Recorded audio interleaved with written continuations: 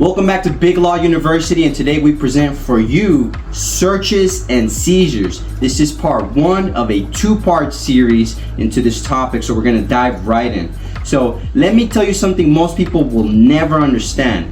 The government, with all of its power, all its badges, all its authority, cannot just walk up to you and rummage through your life. There are rules, constitutional rules that have been fought over in the highest court in the land, and today we're breaking them down. Not just for the law students, although yes, this is going to be on your exam, but for everyone, including mi Totoro here. Because knowing your rights isn't a privilege, it's a responsibility. Welcome to Big Law University. I'm not here to put you to sleep. I'm here to make you dangerous, legally dangerous. So we're gonna get right into it. So first topic, what even is a search? Before the Fourth Amendment enters the picture, before we talk about warrants, probable cause, any of that, the government's action has to qualify as a search or a seizure. That's the threshold question. A good case example of that is United States versus Jacobson, a 1984 case. A search is defined in two ways. One, a governmental violation of a person's reasonable expectation of privacy, or two, a government intrusion onto a constitutionally protected private property for the purposes of obtaining information.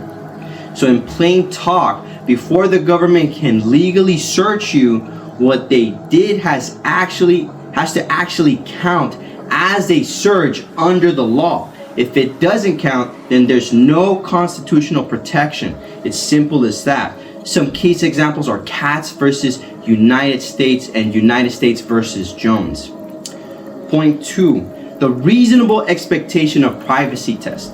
So the Supreme Court uses a two-part test to figure out if your privacy was violated. Part one is your subjective expectation. Did you actually genuinely expect privacy in that place or item? This is personal. Did you act like it was private? Part two is the objective reasonableness. Would society, normal, reasonable people agree that your expectation of privacy makes sense? Both parts must be satisfied. Not one, both. Another case that you can study is California versus Greenwood, a 1988 case that talks further about this. So in plain English, think about it like this. If you whisper in a crowded restaurant, do you really expect privacy? Probably not. But if you're in a bathroom stall, that may be different. The law asks, one, did you treat it as private? And two, would any reasonable person agree? Your body, which is point three, is the most protected space. So your person has the highest level of Fourth Amendment protection. Intrusions on intimate parts of your body, including what you're wearing, your purse, your wallet, these are almost always going to count as a search. Good case to study this is New Jersey versus TLO, a 1985 case. But, and this is critical, not everything about your body is protected.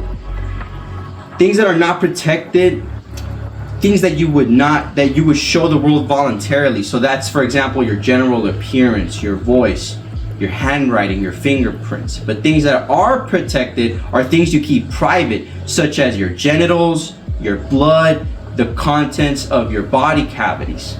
So in plain English, if you walk outside, people see your face, they hear your voice, you're exposing that voluntarily.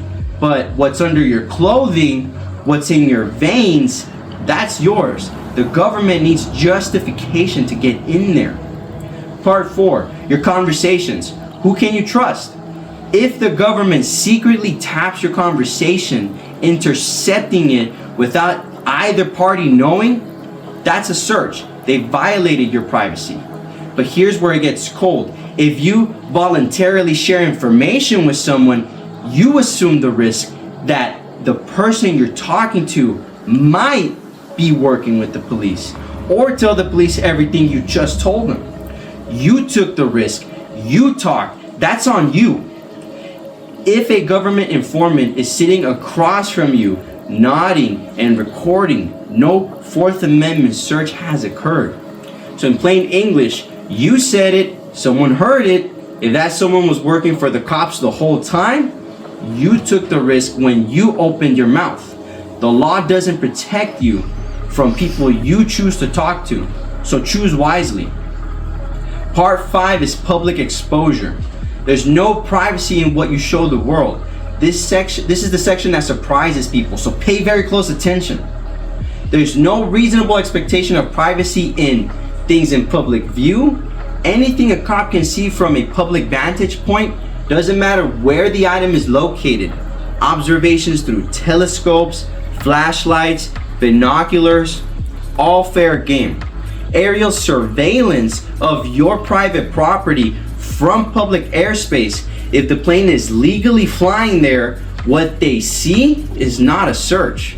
Your trash, once that garbage bag hits the curb for collection, it's gone. No privacy interest. The police can dig through it freely. So in plain talk, you put it out for the world gets to see it. Your trash on the curb, you surrendered it. A cop flying a helicopter over your backyard at a legal altitude, whatever they see, there's no warrant needed. Part 6, the third party doctrine. So this is one that may shock you. Here, it is one of the most important and most controversial doctrines in the Fourth Amendment law. When you voluntarily share information with a third party, you lose your Fourth Amendment protection in that information. For example, your bank records shared with your bank, no Fourth Amendment protection. Phone numbers that you dial, you voluntarily gave those to the phone company. A pen register recording those numbers, not a search. But the Supreme Court drew a line in 2018. Cell phone location data. The physical locations your phone reveals to your carrier over time, that is a Fourth Amendment search. Why? Because people don't reasonably know or expect their carrier is building a detailed map of their movements. So in plain talk, you told your bank where your money goes, you told your phone company what numbers you call, but did you tell your carrier where you were every hour of the day? Not knowingly? That's why the case Carpenter changed the game. Some digital data is too personal, even when held by a third party. Part 7, dog sniffs. So I know we started this video with a cat, but we're talking about dog sniffs now. That is not a search in public. So a trained police dog smelling your luggage at an airport, that is not a Fourth Amendment search. Why? Because the smell of your bag is already exposed to the public. The dog doesn't physically intrude. It doesn't manipulate your bag. It just detects what's already floating in the air. So in plain English, your bag is sitting in a public airport. Whatever smell is coming off of it, that's not private. A dog using his nose isn't a physical intrusion. No search occurred. Part 8, where you are determines your protection. So the Fourth Amendment protection isn't a one-size-fits-all. Location matters. Here's the hierarchy. At the top is your home. That's the maximum protection. Any intrusion, physical or electronic, is almost certainly a search. You don't even have to own it. If you live there, you're protected. Part 2, the curtilage. So that's near the maximum protection as your home. The curtilage is the area immediately surrounding your home. For example, your porch, your yard, your driveway. That is treated almost like the home itself. Very strong protection.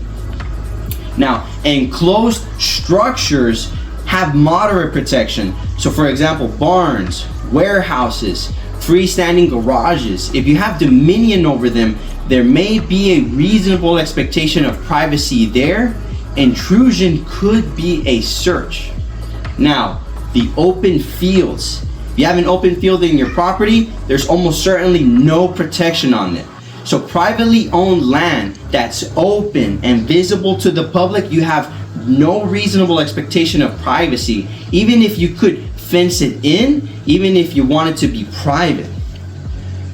Workplace, that is a very weak protection. You have some expectation of privacy at work, but it's weaker than your home. Workplaces are more exposed, more public facing. So in plain English, the closer you are to your front door, the more the law protects you.